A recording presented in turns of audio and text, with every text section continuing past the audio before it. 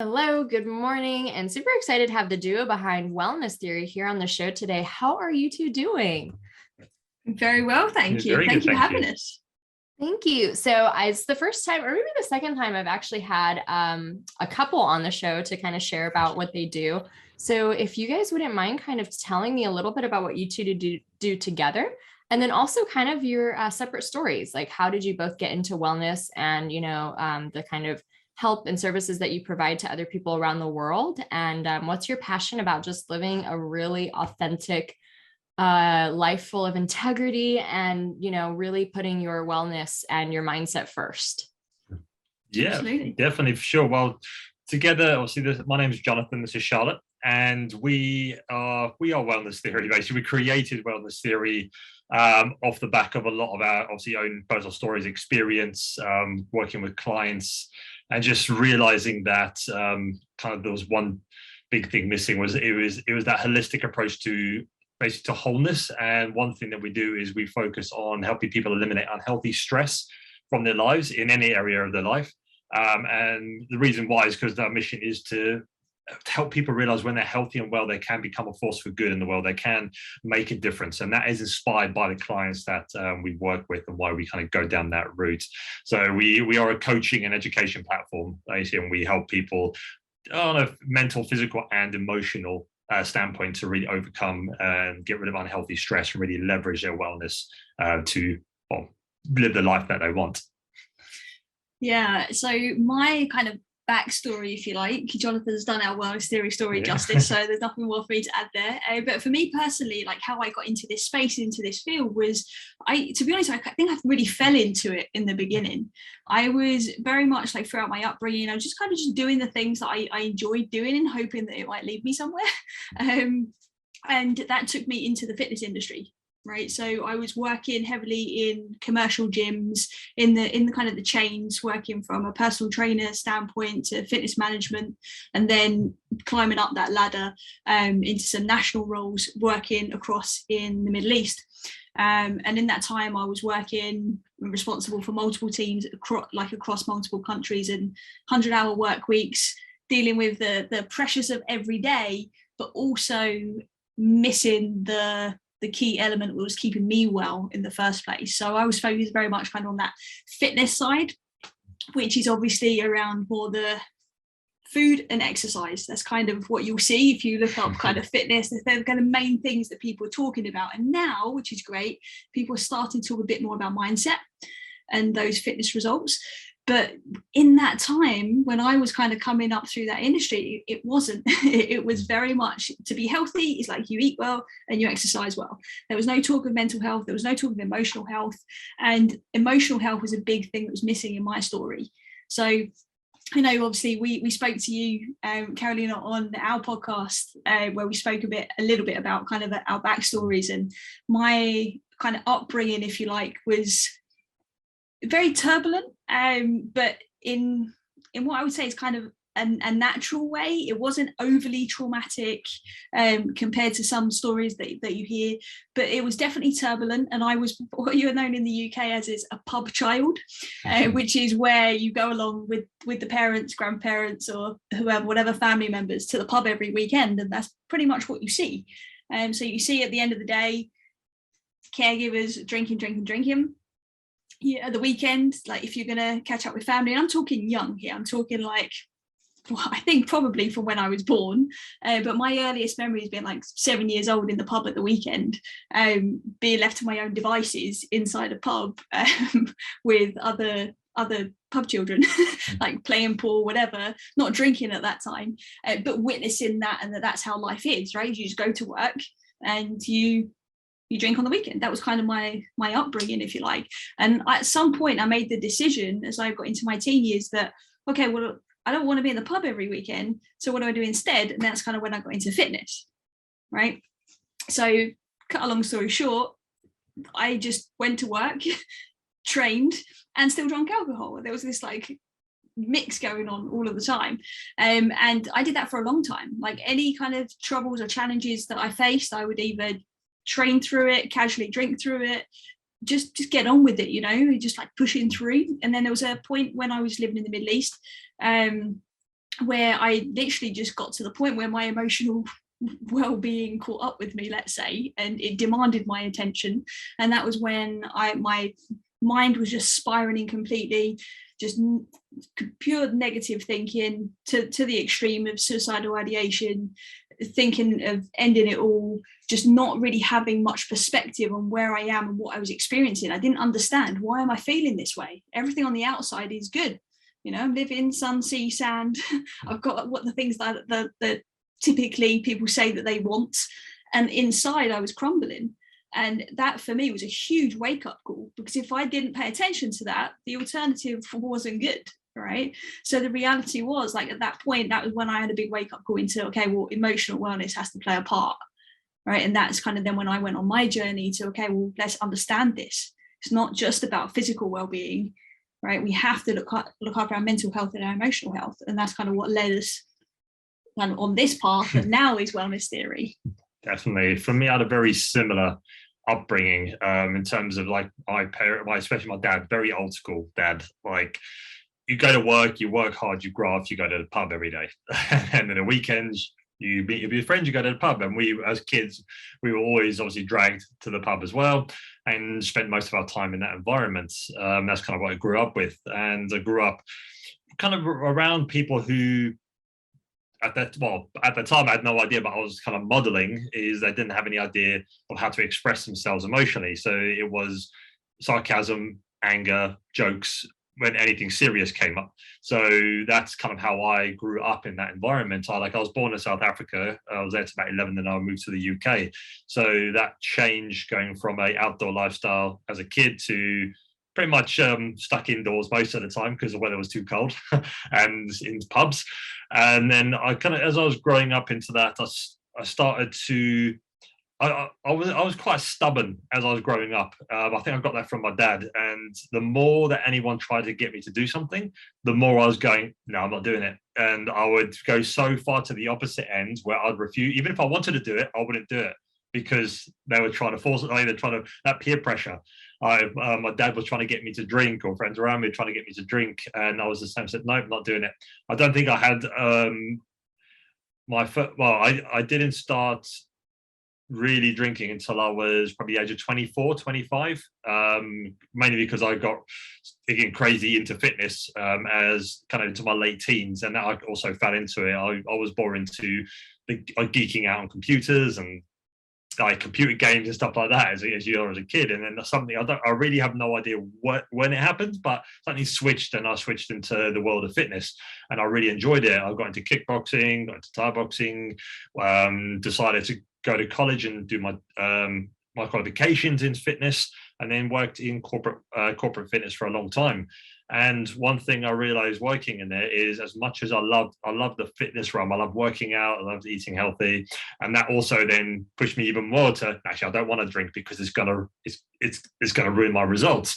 And I found that I went so obsessively over to one end, to the point where that so-called healthy thing of exercising and eating became an unhealthy obsession for me, because I wouldn't go out socializing. I wouldn't spend time with friends, like family, because of the fact that I might have to eat something or be maybe peer pressured into drinking. And I didn't want to go through that. So I just isolate myself, train 2-3 hours a day, and eat crazy strict. And I thought, oh, this is my life. This is what I want. And then obviously from that point, I was experiencing so much anger, so much tension, pain, unfulfillment, and I had no idea why from that. Because again, at that point, I was emotionally unaware. I was emotionally unintelligent at that point. I had no idea what emotions I was feeling, why I was feeling what I was feeling. I just thought that the best way out of it was to train harder at the gym and eat. And I really dialed down on my eating to get the results I wanted, to be who I thought I was supposed to be in this industry. And as the years went on, I just got more angry, more aggressive, more pain, physical pain, to a point of chronic pain. And at that point, I was about 24, 25, I added alcohol to the mix on that one. And I thought, I got to a point where I go, once a month, let's just go out and have a blowout. And I think I drunk about a month's worth in one night. And I realized at that point, is due to my size and the amount I was eating, I could drink a lot of alcohol in one go. So I'd have one night once a month and I'd go crazy. And then that went on for about a year. And again, I got more exhausted, more tired, more pain, more angry. And that just kept going on and on, that cycle, to the point where I just thought, okay, something has to change here. Like, I'm snapping at people. People are afraid to work with me because I'm so angry. Got the nickname as the Hulk. And I was just constantly in pain, and that added to my anger, that added to my exhaustion, my lack of sleep, and I was just going down again a spiral. And my only thing, I thought, okay, I have to train harder, I have to train more, I have to eat better, but that was actually making things worse. And it got to a point where I developed chronic pain, which affected my vision, affected obviously how I was working, how I could train, how everything really, how I was dealing with relationships. And it got to that point of suffering where I had to step back and say, okay, there's got to be an easier way. There's got to, like, this shouldn't be this hard. And that's when I went down the thing, okay, cutting out all alcohol. I'm not going to train as intensely. I'm not going to do what I basically used to do. And I'm going to focus on what was kind of missing. And for me, at that point, I came to the realization that I was storing a lot of unresolved emotions, and I wasn't processing what was going on around me. So when I started to do that, the effect that had as a byproduct, which was actually my pain I was experiencing in my body, all this tension started to relieve itself. Because I tried every physical fix possible. I tried chiropractors, everything, to try and get rid of my pain. And it was that kind of connecting with myself and just starting to really unravel those emotions and what I was feeling, started to get rid of that pain.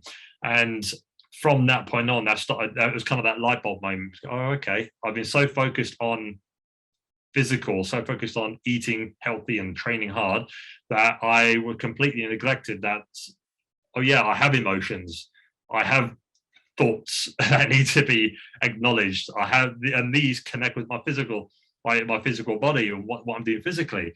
And that's when the kind of light bulb moment went on, and so I think, okay, everything's connected. Like, it's not just physical, it's mental, it's emotional, it's physical, it's everything. Everything has a direct connection with each other. And that's when I started to do that deeper work and started to connect the dots. I think the biggest thing that helped me massively was breathing, like retraining my breath to help me connect deeper with myself. And then it went on from there. And that's when I started to look at things differently, think about things differently, react a different way, to food, to alcohol, to movement, to relationships, to everything. And that's when I started to see how everything connected. And that's when everything started to become a little bit more easier. And then the more I practiced it, the easier it became. And that's when pain went. I got into that state of relaxation most of the time. Like most people now, if I tell them that I used to be so angry, like such an angry person, they'll go, they can't believe it. But the people who used to know me back then, they can definitely believe it. They're just shocked at the change. Because now I'm, like, most of the time I'm just more relaxed and calm, and just, whatever it is. It's like, it's not good, it's not bad, it's not right, it's not wrong, it just is what it is. And you just got to find a way to deal with it and to find what works for you. And I think that was the biggest game changer for me, is finding a process that worked for me to help me start living the life I wanted. That's so interesting. And you definitely do not strike me as an angry person. Yeah. You're so chill. These two are in Thailand right now. They're just living that, like, beach life.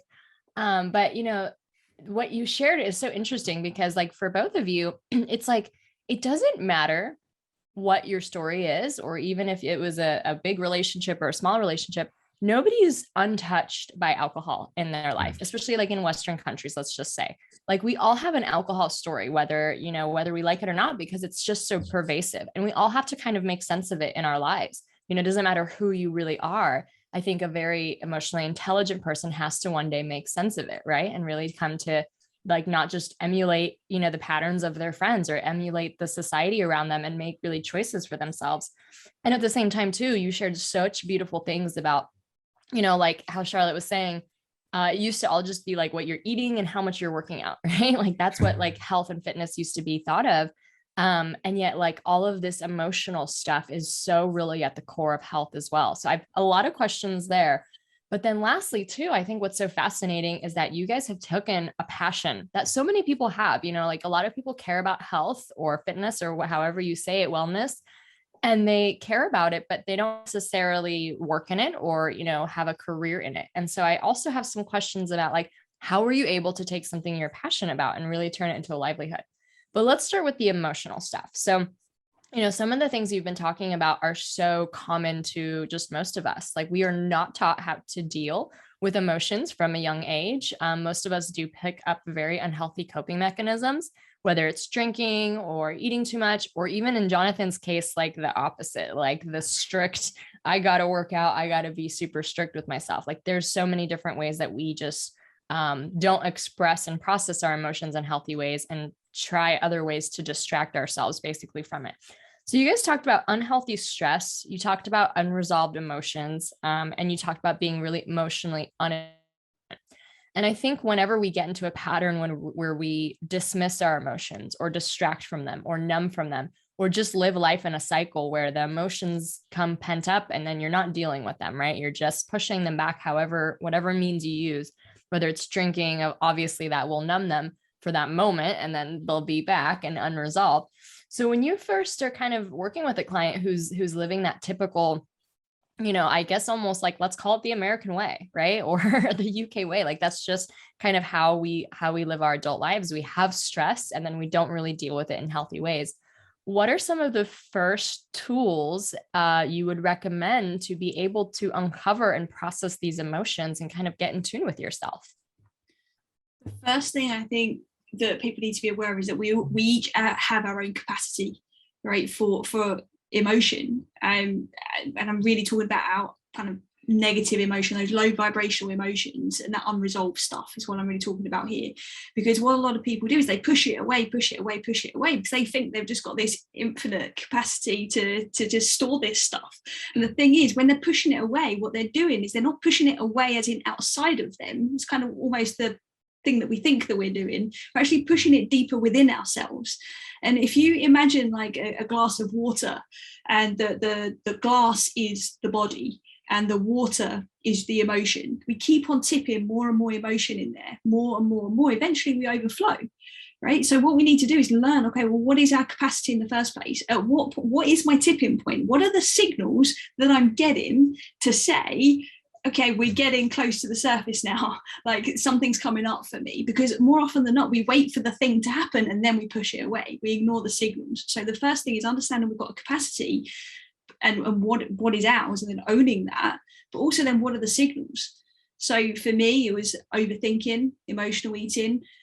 It was recognizing that, when I would want to go for a drink, it's usually after a busy, stressful day, and I haven't actually addressed the busy, stressful day and the things and kind of had some closure for the day and this kind of stuff.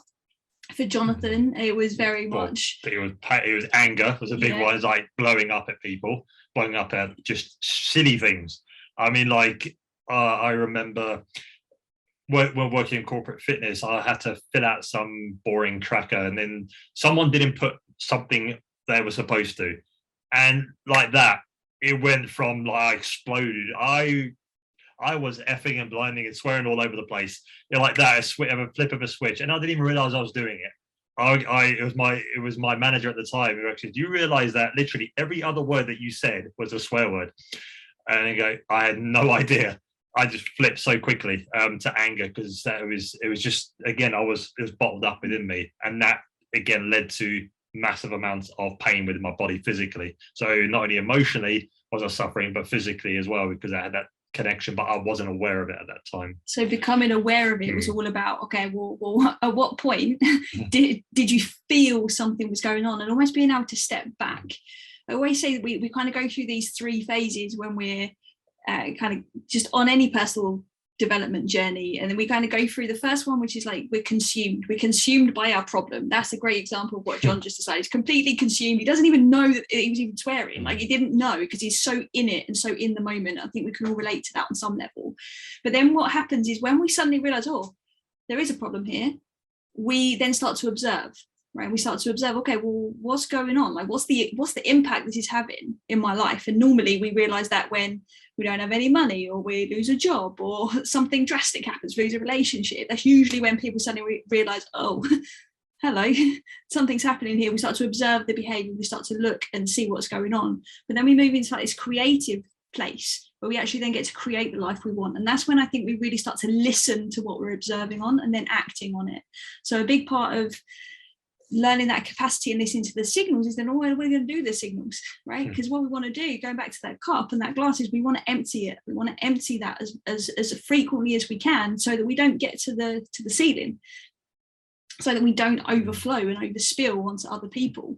And then when we're working and living in this creation space, we get to fill that cup up with the good stuff, right? It's not like you're never going to feel low vibrational emotions anymore, right? But the reality is you're so full of the good stuff, there's not as much space to collect all of that old stuff, right? And we call that stress compounding, when we're constantly just like taking on the next thing and the next thing and the next thing.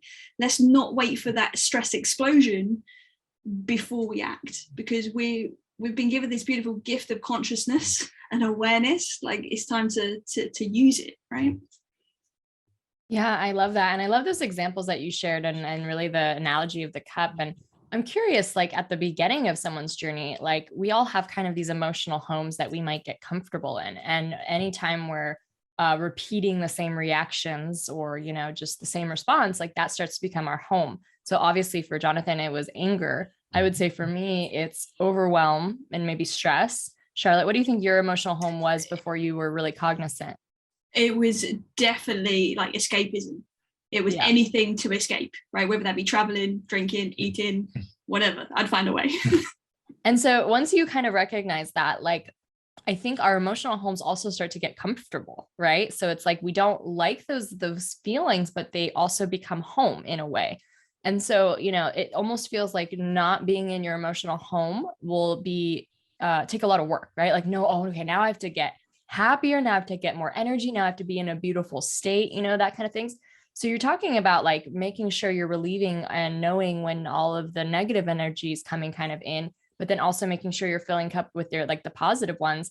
So how would you instruct someone to maybe, you know, experience more high vibration emotions in a way that's like doable, in a way that doesn't seem even more overwhelming of like, okay, this is what I have to do. Like, how does one reach a beautiful state? How do you guys like really ensure that, you know, I'm happy today, I'm grateful today, I feel great today? You know, what does that look like?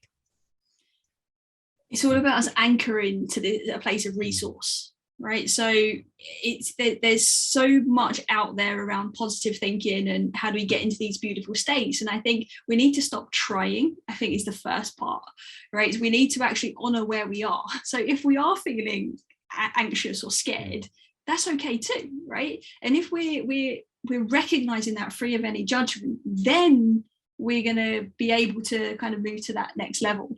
I'm not sure if you're aware, there's a few books that he's written, or loads of books actually, Dr. David Hawkins, where he talks a lot about the map of consciousness and the vibration and the power of each emotion.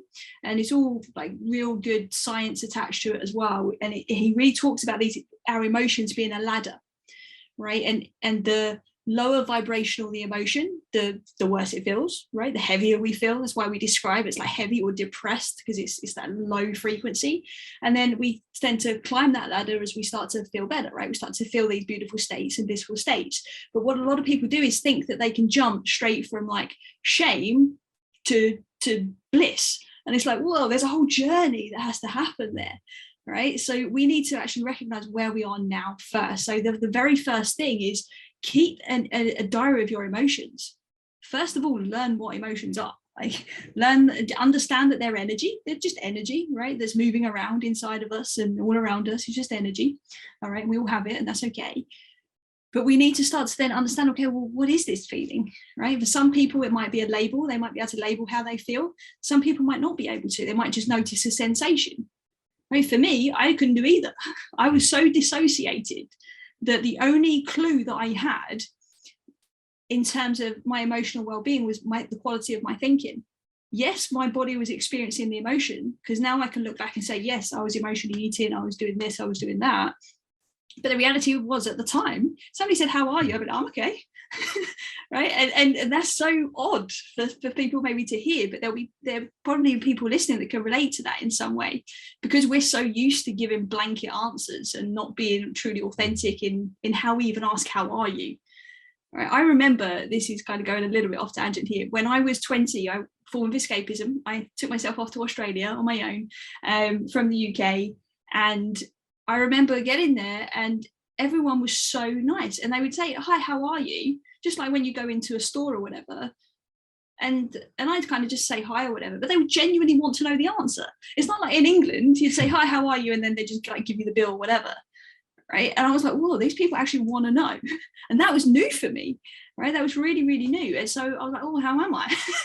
I didn't know how to answer the question. So big part of it is recognizing, okay, it's okay to be feeling 1 a.m. What are these emotions? If you need to, look up an emotion chart, look at the words that might seem like they fit, because you'll be drawn to something, and just start to understand some emotional literature, or literacy, sorry, and then start to pinpoint how you're feeling, because only from there do you get to really intentionally create those beautiful states that you mentioned.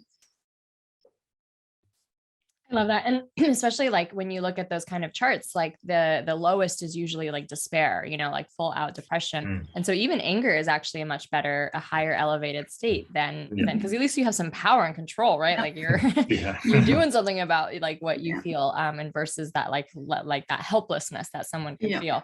And I love that too, that like being happy isn't not experiencing negative emotions, but rather processing them and being very cognizant and intentional about, not judging them and letting them be, and like letting them come up and letting them maybe even teach you something in that moment. So for example, like if you are stressed all day or you're frustrated all day or whatever it is, it's like, well, why? What's stressing you out so much? What's frustrating you so much?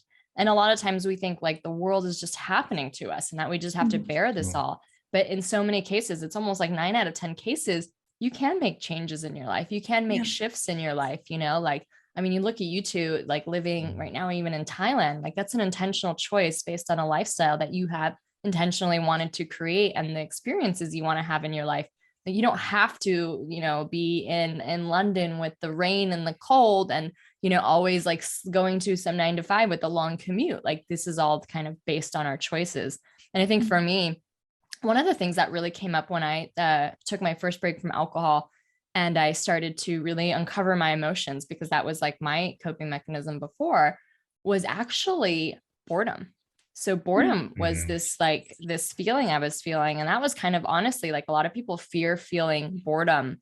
Anytime you remove anything from their lives, whether it's like drinking or maybe even watching TV, it's like, oh God, I'm going to be so bored.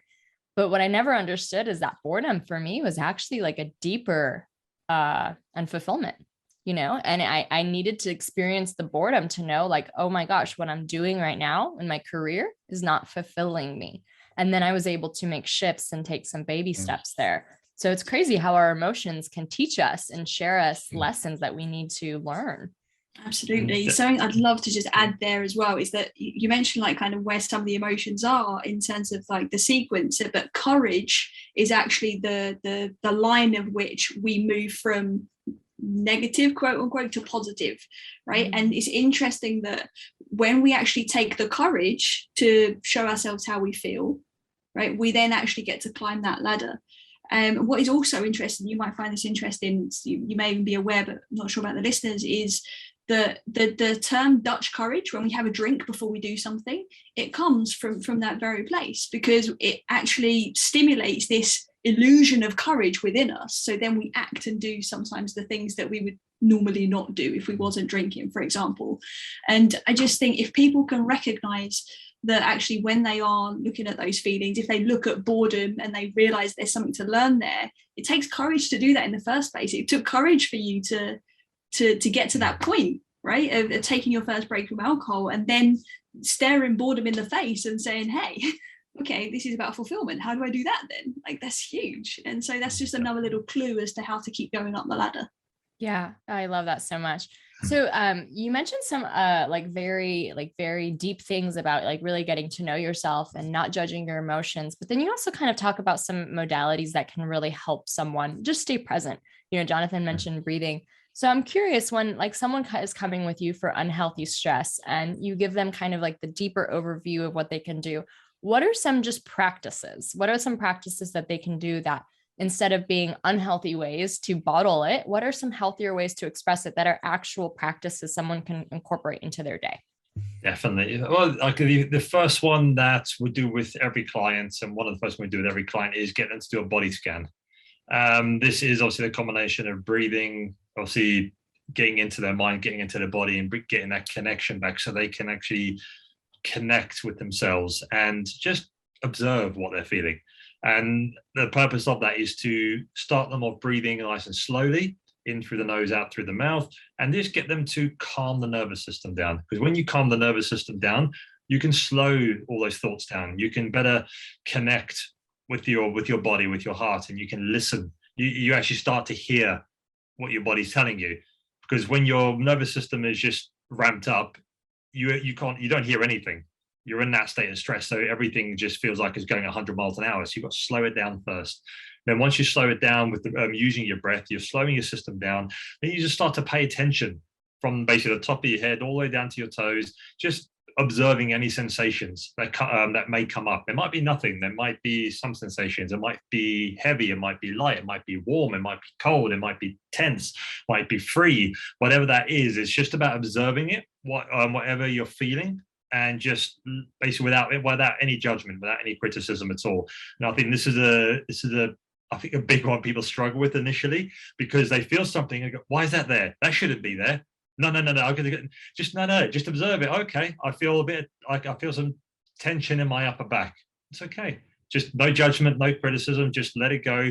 Keep scanning, observe it, and then what you find out is when you start to connect with your body and you observe those sensations, they start to kind of dissipate. Sometimes they even start to disappear, because that whatever you're feeling is a signal your body is saying to you, hello, like, pay attention to me. Something needs you need to pay attention to yourself. And when you do that, that sensation starts to ease off.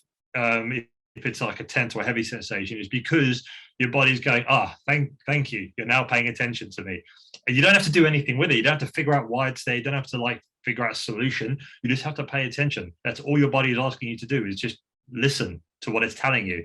Because the more you listen and the more you slow things down, you start to then, like Charlotte said, you can start to think, okay, what am I feeling? And you can start to name the emotions. Like what I did, I had no idea what I was feeling. And when I started to actually listen to my body, and I started to realize, okay, I'm feeling a bit tight here, a bit tense there, but it's okay. It's supposed to be there. And then I started to realize, okay, what am I feeling right now? And I remember even the first time I'd done a body scan, I was feeling this like aggression that was showing up, this anger, but I didn't, it is hard to explain. I didn't feel it externally. I felt calm externally, but internally, as I was paying attention to my body, I was starting to feel these sensations come up, and I was going, okay, that's there. I was just observing it. I wasn't trying to judge or find out why it was there. It's just kind of going past. And that's one of the things that helped me really to eliminate my chronic pain I was experiencing. Is after literally 2 weeks of body scanning and breathing, I'll literally teach my body how to slow down. My pain disappeared completely. And that was a shock for me, because I was thinking, I tried everything. I tried injections, a whole lot, and nothing was working. And when that pain went, that's when that light bulb went, oh my God, it's like my body is connected to my emotions, it's connected to my thoughts. And it was like, oh yay. It's like I found the quote unquote secret. I found the secret. It's not secret, but it's like I found what's been going on all these years. And I think that's a key for anyone. If you don't know where to start, if your head's all over the place, an easy 5-minute body scan where you just find a quiet place to sit down or lay down, whatever's comfortable, and then just close your eyes and take some deep breaths in through the nose, feeling, and the main thing is feeling your belly expand. This is an important one, because a lot of people breathe very high up into the chest, which means you activate your stress response and you're not actually utilizing the oxygen that you're taking in. You're wasting a lot of it, and your body is then telling you need more, so you breathe faster. So it's like a never-ending cycle. So it's important to breathe in through the nose, feel that, like, actually focus on that air going down deep into your belly, expanding, and then you breathe out slowly through your mouth. And then you do this as long as it takes for you to start to feel like everything is slowing down. And then once you feel like everything's slowing down, then just scan from the top of your head down to your toes and back up again as well. I always go from top to bottom and back up. You can go top to bottom and leave it as that, or you can go from bottom to top, whatever works best for you. And it's just sensating, just feeling, just going, okay, well, like starting with my head, with my neck. What do I feel here? What am I feeling? What am I sensing? And then if something comes up, just observe it, no judgment, and keep moving on. And just keep observing, acknowledging, no judging, and just keep moving through your body.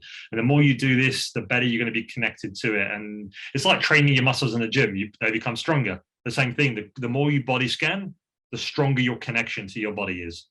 And then the more you can understand the sensations that are happening within. Nice. Yeah. That's another really cool practical tip that anybody can do as well, is what we call the emotion ID, where basically it's more of a kind of a mental process when it comes to emotions as well, because everybody's different. Like some people will really connect with body scan immediately. Some people will need a little bit more structure and that kind of thing. So the first step is really like acknowledging it, like we've already mentioned today. So acknowledge, okay, what is it am I feeling? Is it a label I'm aware of? Is it a sensation? How do I know I'm feeling something? Right? If you can answer that question, something's going to come up. Then what can I learn from this emotion? Right? What is it my subconscious wants me to know right now? Again, something will come up. And we say, thank you for this emotion. Thank you for this information.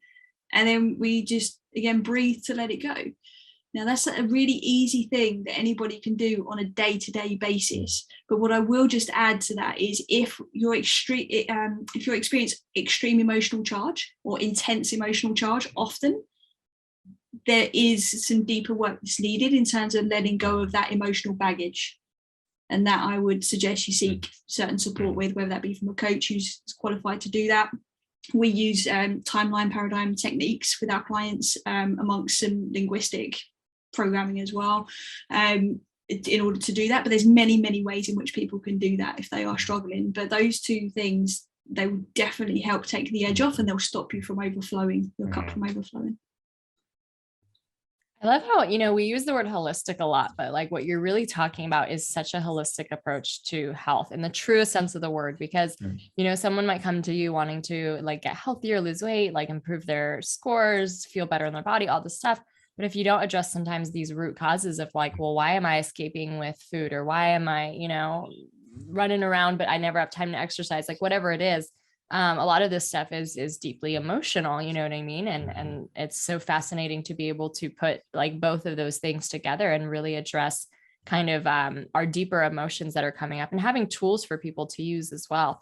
So kind of pivoting now a little bit, like you both kind of started your careers in this kind of like fitness and health industry. And you took something you're passionate about, like, especially now as you've created your own business, to really incorporate like this mental side of wellness into the physical side, like you really saw something probably missing out in the world, and really just this huge focus on like work out, eat right. And you created this beautiful company that helps a lot of people, and addressing these kind of issues that usually, honestly, I don't hear from health kind of coaches. So I'm curious, for someone who's also passionate about health or wellness, or, like mental resilience, all these kinds of things, like, what did it take to start your business and to start really growing this movement and this platform that you have? And if you had advice for someone who's interested themselves in kind of going into I guess you could call it a healing art, is what we all kind of do, right? Like improving lives. What would you say? Like, how did you get started? And then what's your advice for someone if they wanted to get started? Okay. I think it's obviously the first thing with us is we did notice a missing link because again we were those coaches like everyone else out there who focus on the physical. Like people wanted to get healthy, so we'd focus, train them hard in the gym, make sure they eat well, get sleep, drink enough water, so on. But what we didn't realize is those are not the exercise and nutrition is not the foundation of health and wellness. It's like the furnishings in your house. It's the last thing you should be focusing on. the first thing is coming back and focusing on that integrated approach to like your thoughts, your emotions, and your physical body as one, because one doesn't work without the other. And that's where we found that missing link, is there was no connection. And one thing we found is like, it's if even just everyone who goes through any fitness qualification or even going through school just understands that it's not about one thing, it's about a balance of everything. It's about thoughts, emotions, and body. It's like, it's about not just how much you train or what you eat, it's about how resourcefully you think, how resourceful, how you process emotions. And then from there is how you move your body mindfully, how you connect with your body on a deeper level. And these all happen as it's literally just one circle that connects together. You can't just focus on one and expect the rest to sort themselves out. Everything works as a connected unit. And there are things that are important to start with that are like the foundation that help to connect things and make things easier when you do get to focusing on your nutrition or your exercise, or stuff like that. But it's important to realize that placing too much focus on one area is eventually going to lead to a downfall in another area. Yeah, it's evident that we saw obviously in fitness. I think again everyone can relate to this, is that whole yo-yo results thing, right? It's like we're going to get married, so we lose weight, and then we put on weight after we get married, or we're going on holiday, we lose weight, and then we go on holiday, we come back and we put on weight again. Like we see it over and over and over again in loads of different areas of life, right? But that's happening because we're being narrow focused in a way. Yeah, we're being laser focused, and sometimes that's needed and that's good.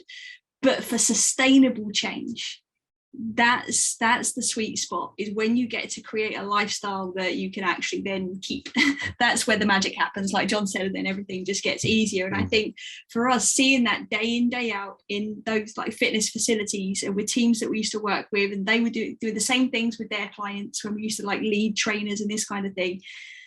And we tried to make change in the industry before we set up our own business, and before we kind of decided to take matters into our own hands, as it were, because we Jonathan got heavily into the education side within commercial fitness chains. I was in those kind of programming, teaching, training roles, teaching other trainers and instructors certain things. We literally created a course, we ended up with a fitness education business after we left the positions we held before. But we created a course specifically around this for fitness professionals. But what we were finding is that fitness professionals, they didn't really care too much. Like some did, don't get me wrong, some did, and it was awesome. Like those were the ones that we wanted. Those are the ones that we loved to teach and to work with. But the reality is that the individual needs to care. So for us to have the biggest impact, we need to work directly with the individuals that are ready for that level of change. Because telling a personal trainer that's often being driven by the ego and the aesthetics and the money side of things, and that's not true for everybody, okay, that is a generalization, but I think one again we can relate to. Just go and look at Instagram and you'll probably find a few there. But the reality is, when that's the focus, it's very hard to look deeper than that.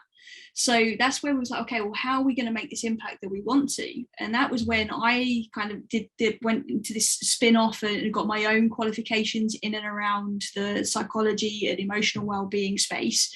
And was obviously on our personal journeys at the same time as this. And then we was like, okay, well, hey, here's what we've both got the skill sets.